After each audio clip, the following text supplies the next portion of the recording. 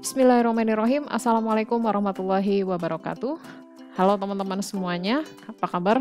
Semoga semuanya sehat selalu ya. Dalam video kali ini kita akan membahas terkait dengan budaya organisasi. Nah, jika pada pertemuan sebelumnya kita sudah membahas terkait organisasi, apa itu sih organisasi, kemudian tipe-tipe organisasi itu seperti apa, dan salah satu hal yang penting yang membentuk organisasi adalah budaya organisasi. Maka pada video kali ini saya akan menjelaskan terkait dengan budaya organisasi. Adapun yang akan dibahas adalah definisi, kemudian karakteristik, tipe, dan kemudian faktor-faktor apa yang membentuk budaya organisasi.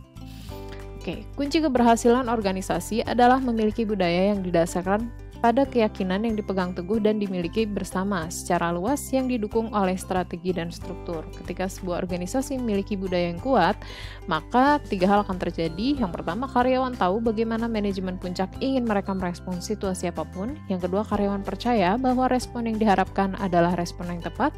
Dan yang ketiga, karyawan tahu bahwa mereka akan dihargai karena menunjukkan nilai-nilai organisasi. Jadi, singkatnya bahwa budaya organisasi ini cukup penting ya, khususnya untuk meningkatkan kinerja karyawan yang ada di dalamnya. Sebelum mendefinisikan budaya organisasi, kita definisikan dulu apa itu budaya. Jadi budaya berasal dari kata Latin colere, yang berarti merawat atau mengolah. Sederhananya, budaya organisasi adalah bagaimana kepemimpinan cenderung memupuk atau mengurus bisnis, pemangku kepentingan, dan karyawan. Budaya dapat didefinisikan sebagai perilaku organisasi yang konsisten dari karyawan dan pemimpin. Kalau kita definisikan secara lebih spesifik, budaya organisasi adalah suatu karakteristik yang terdapat pada suatu organisasi yang dijadikan sebagai tuntunan organisasi atau perusahaan sehingga mampu membedakannya dengan organisasi lain. Nah, teman-teman bisa highlight di sini apa yang sudah saya tekankan gitu. Jadi bahwa budaya organisasi itu merupakan karakteristik yang itu merupakan tuntunan bagi seluruh karyawan dan semua yang ada dalam organisasi tersebut, dan hal itu juga yang membedakan dengan organisasi atau perusahaan lain. Itu artinya hal tersebut adalah suatu norma dan juga nilai-nilai perilaku yang dipahami serta diterima oleh seluruh anggota organisasi dan juga digunakan sebagai dasar dalam aturan perilaku dalam organisasi atau perusahaan tersebut. Nah, di sini guys, saya akan kasih sebuah contoh yang mungkin sudah cukup populer ya. Ada beberapa contoh khususnya di perusahaan-perusahaan milenial startup. Contohnya ada salah satunya adalah Google, di mana Google memberikan fasilitas dan tunjangan karyawan yang sangat memadai. Kalau kita lihat ya, kantor Google dimanapun di seluruh dunia, khususnya di kantor pusat juga, itu mereka mengusung konsep yang sangat friendly gitu ya, di mana tersedia kantin dengan makanan gratis, tempat gym, kantor ramah anjing, kemudian ada taman, kemudian ada bonus finansial, interior kantor yang super nyaman, yang memungkinkan untuk karyawannya dapat mengeksplor dan bekerja dari manapun di kantor tersebut dengan rasa nyaman. Nah, budaya kinerja Google yang bisa dipetik adalah perhatikan kesejahteraan karyawan, maka karyawan juga akan peduli dengan kemajuan perusahaan. Nah, dengan meningkatkan kesejahteraan karyawan, harapannya adalah bahwa karyawan dapat memiliki sense of belonging ya, rasa kepemilikan terhadap perusahaan, sehingga dengan begitu dia tidak dengan terpaksa berangkat kerja, tapi dia memiliki kesadaran untuk meningkatkan performanya sendiri gitu. Kemudian apa urgensinya? Tadi sudah sempat saya singgung. Beberapa di antaranya adalah meningkatkan rasa kepemilikan ya, sense of belonging, dan loyalitas di setiap karyawan. Kemudian digunakan sebagai alat untuk mengorganisasikan setiap anggota, meningkatkan kekuatan nilai suatu organisasi, dijadikan mekanisme mengontrol perilaku dalam lingkungan pekerjaan, mendorong seluruh struktur anggota untuk bisa meningkatkan performa kerja, dijadikan sebagai alat untuk menentukan arah mana yang bisa dilakukan dan tidak bisa dilakukan. Oke, jadi inilah urgensi dari budaya organisasi, sehingga itu sangat penting bagi setiap organisasi untuk memiliki budayanya masing-masing ya. Tidak dengan kita meniru budaya perusahaan yang sudah ada. Karena apa? Karena budaya organisasi ini menjadi sebuah ciri yang itu membedakan antara perusahaan atau organisasi kita dengan organisasi yang lain.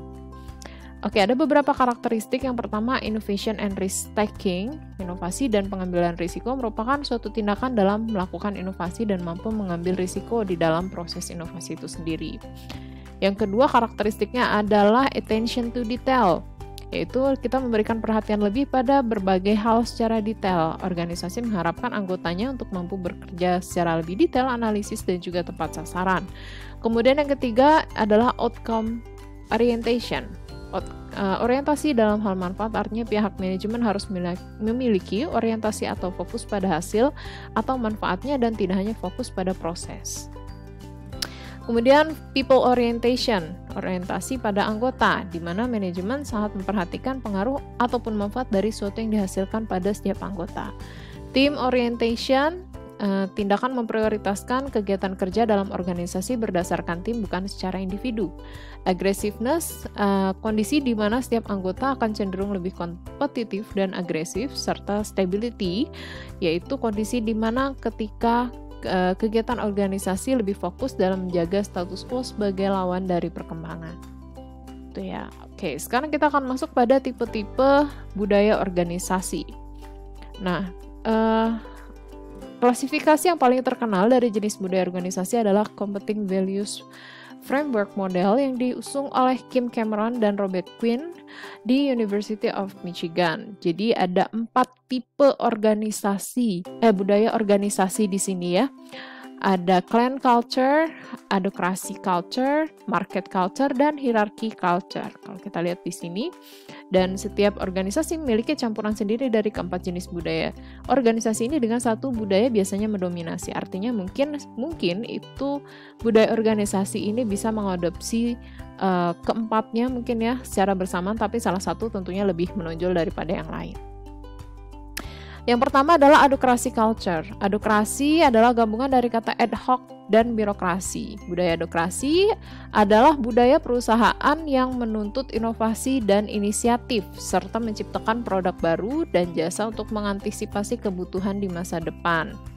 Tugas utama manajemen adalah mendorong dan mendukung terciptanya semangat entrepreneurship dan kreativitas. So, di sini yang harus kita perhatikan mungkin di sini think out of the box ya kan. Bagaimana caranya kita membuat inovasi untuk mengantisipasi kebutuhan di masa depan.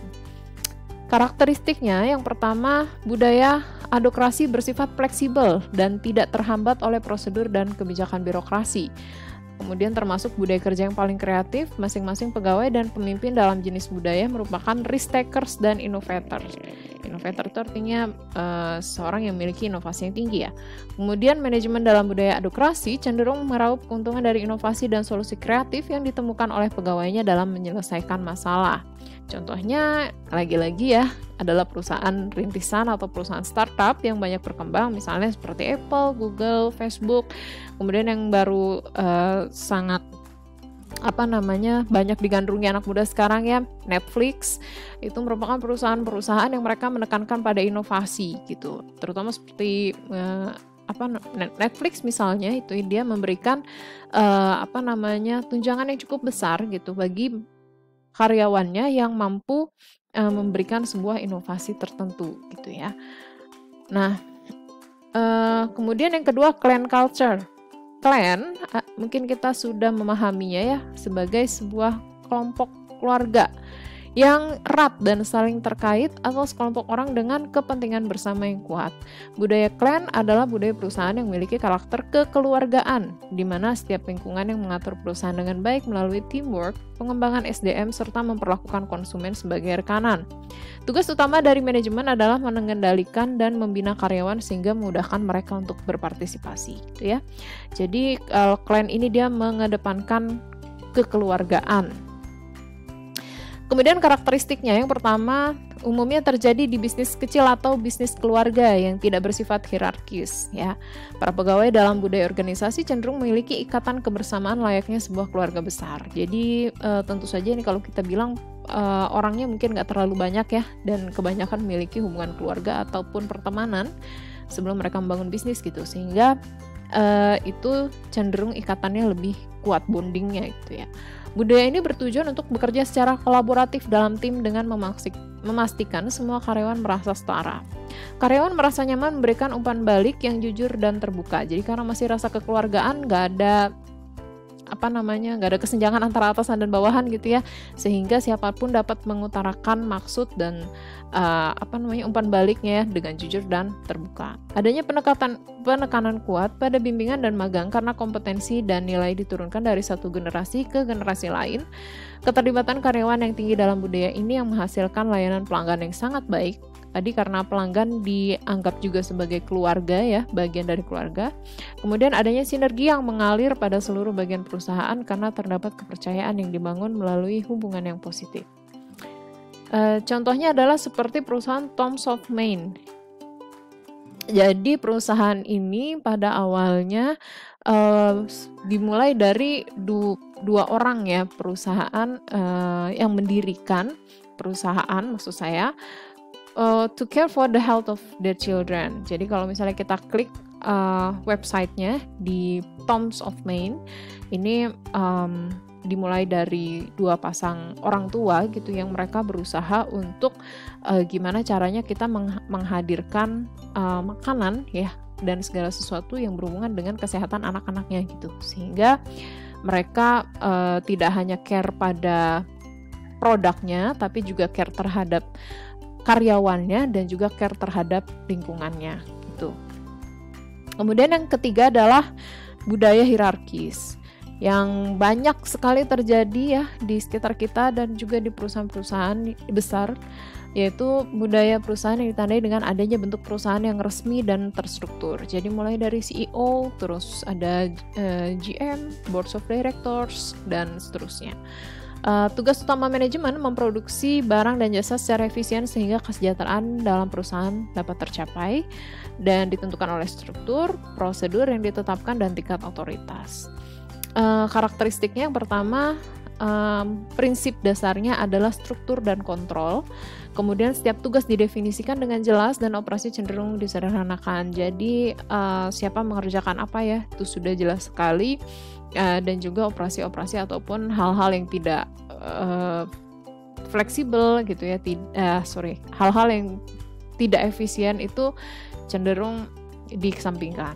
Karyawan dalam budaya ini tahu persis di mana mereka berada dalam rantai komando, siapa yang bertanggung jawab, kepada siapa mereka melapor, dan apa aturannya. Selain itu, lingkungan kerja untuk budaya perusahaan ini memiliki definisi yang jelas dan formal dengan serangkaian protokol, aturan, regulasi, ya. Kemudian memungkinkan manajer mengelola risiko dengan lebih baik, stabil, dan efisien. Contohnya ada di lembaga keuangan ya, di bank, misalnya asuransi, perusahaan minyak dan gas, pokoknya banyak perusahaan besar yang menggunakan budaya organisasi hierarkis ini. Dan yang keempat ya, dari pembagian yang tadi adalah market culture atau budaya pasar, yaitu budaya perusahaan yang memiliki asumsi budaya pasar yang tidak ramah, kompetitif, serta perilaku konsumen yang cenderung memilih dan tertarik pada nilai-nilai, sehingga menempatkan organisasi pada bisnis yang selalu berusaha meningkatkan persaingan. Tuh. Jadi dia selalu berorientasi pada konsumen gitu ya. Tugas utama manajemen adalah mengendalikan organisasi untuk mencapai produktivitas, hasil, tujuan, serta keuntungan. Contoh perusahaannya adalah Tesla, Amazon, General Electric ya. Di mana perusahaan-perusahaan ini mereka berorientasi pada kebutuhan konsumen, apa yang dimau oleh konsumen gitu ya. Dan selalu menempatkan perusahaan pada persaingan gitu. Bagaimana cara kita bersaing, bagaimana cara kita memuaskan konsumen dengan lebih baik lagi. Karakteristiknya yang pertama adalah fokus pada margin keuntungan dan tetap menjadi yang terdepan dalam persaingan, berorientasi pada hasil akhir atau result oriented, kemudian inovasi yang sangat penting, kemudian para pegawai sering bersaing dengan agresif dengan pimpinan dan memiliki tuntutan kerja yang tinggi. Kemudian karakteristik yang lain, strategi bisnis, langkah-langkah, dan prosedur kerja diselaraskan mengikuti tuntunan pasar, adanya tuntutan untuk menjadi lebih kreatif dan mendapatkan produk baru, kemudian adanya sedikit tekanan pada kerja karyawan atau kepuasan karyawan, pegawai berprestasi sangat dihargai dan mendapat pengakuan yang layak, sehingga mereka terdorong untuk bekerja lebih giat lagi bagi perusahaan. Kemudian ada tipe lain di samping dari 4 tipe yang tadi sudah saya sampaikan, yaitu ada open and participatory culture. Jenis ini ditandai dengan adanya pencapaian tujuan hasil yang tinggi dan didukung dengan adanya rasa saling percaya pada bawahan, sifat komunikasi terbuka, kepemimpinan yang suportif dan perhatian penuh, menyelesaikan masalah bersama, otonomi bekerja, dan berbagai seluruh informasi yang ada. Yang satunya adalah kebalikannya, yaitu closed and autocratic culture, yaitu budaya yang menekankan pada pencapaian tujuan pada hasil yang tinggi, tapi lebih dinyatakan dan dipaksakan dalam organisasi dengan sifat kepemimpinan autokrasi yang kuat. Jadi ini kebalikan dari open and participatory culture ya. Jadi ini penyederhanaan sih dari 4 pembagian yang sebelumnya saya sebutkan. Jadi kalau close ini dia lebih otoritatif, kalau yang open and participatory ini dia lebih friendly gitu ya, gampangnya. Kemudian ada juga pembagian dari Groisberg, Lee, Price, and Cheng di tahun 2018. Ada yang purpose culture, di mana pemimpin dan karyawan berusahaan berbagi nilai altruistik untuk mengubah dunia dan memastikan sumber daya global dibagi dengan mereka yang hidup di pinggiran. Jadi ini sangat memiliki nilai-nilai mulia gitu ya, altruistik.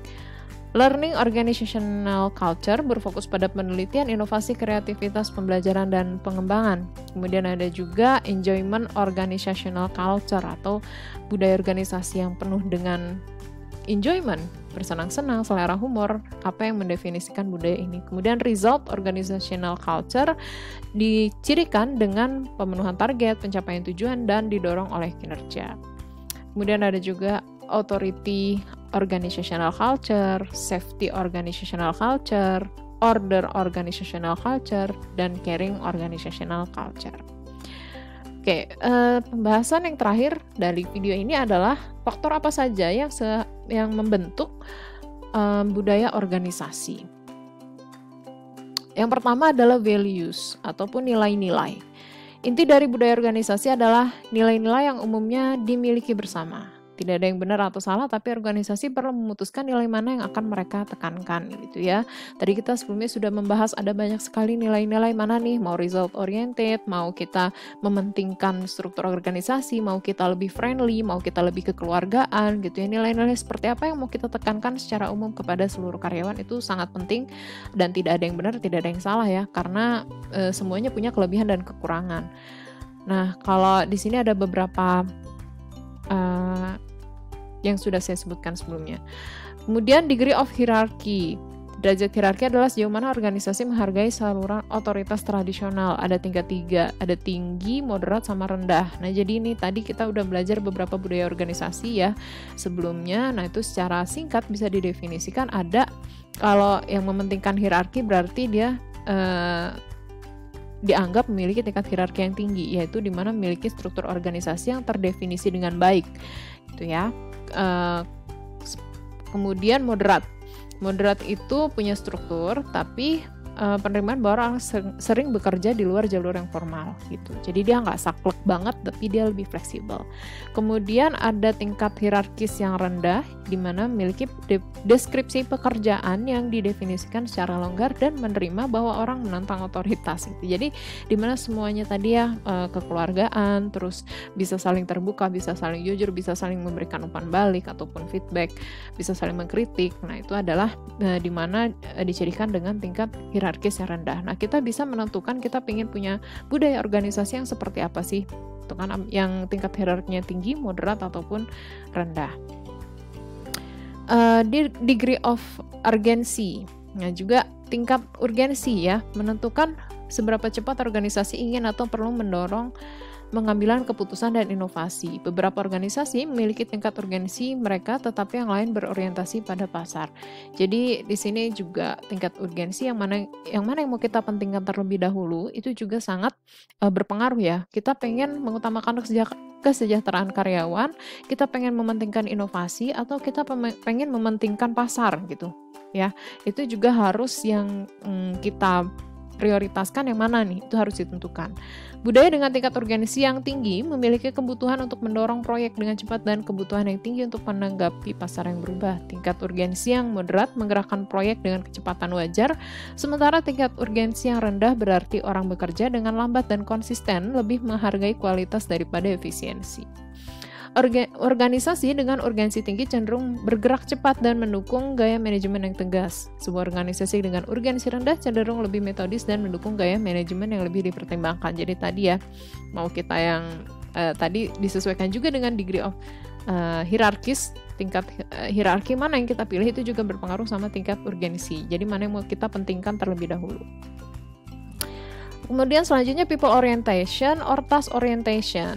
Nah, jadi kita bisa milih ya, kita berorientasi pada orang atau berorientasi pada pekerjaan.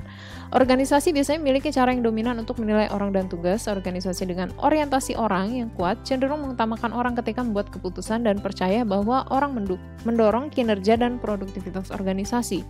Sementara organisasi dengan orientasi tugas yang kuat cenderung mengutamakan tugas dan proses ketika membuat keputusan dan percaya bahwa efisiensi dan kualitas mendorong kinerja dan produktivitas organisasi. Jadi di sini kita bandingkan dua lembaga aja ya, tadi seperti Google misalnya dengan lembaga keuangan. Ya, jadi lembaga keuangan yang mereka berorientasi pada tugas-tugas ya yang memang itu sudah wajib dilakukan gitu. Sementara kalau perusahaan-perusahaan yang seperti startup atau perusahaan pengembang itu mereka cenderung mengutamakan berorientasi, maksud saya kepada orang daripada kepada tugas-tugasnya gitu ya. Karena mereka percaya bahwa orang yang sejahtera gitu ya, itu akan memberikan inovasi dan kinerja yang lebih baik. Kemudian functional orientation, setiap organisasi memberikan penekanan pada area fungsional tertentu, misalnya pencakup pemasaran, operasi, penelitian dan pengembangan, teknik atau layanan. Misalnya sebuah organisasi inovatif yang dikenal dengan penelitian dan pengembangan mungkin memiliki orientasi fungsional pada R&D pada intinya. Sementara perusahaan perhotelan dapat fokus pada operasi atau layanan tergantung pada pilihan historisnya dan definisi di pasar. Pemimpin organisasi harus memahami apa yang sebagian besar karyawan anggap sebagai orientasi fungsional perusahaan. Jadi memang ada perusahaan yang memang ya udah dia mengerti tugasnya seperti itu, inovasi tidak terlalu ditekankan, yang penting adalah mengutamakan pelayanan gitu kan, atau berorientasi kepada pelanggan. Sementara ada perusahaan yang memang dia berorientasi pada fungsionalnya ya, apa sih fungsi dari organisasi itu sendiri. Kemudian organizational subcultures. Setiap organisasi dapat memiliki campuran subkultur selain budaya dominan. Subkultur ada di antara kelompok atau individu yang mungkin memiliki ritual dan tradisi sendiri yang meskipun tidak dimiliki oleh seluruh organisasi dapat memperdalam dan menggarisbawahi nilai inti organisasi. Baik, demikian yang bisa saya sampaikan untuk video kali ini. Semoga bermanfaat dan kita akan lanjutkan dengan sesi diskusi. Terima kasih. Wassalamualaikum warahmatullahi wabarakatuh.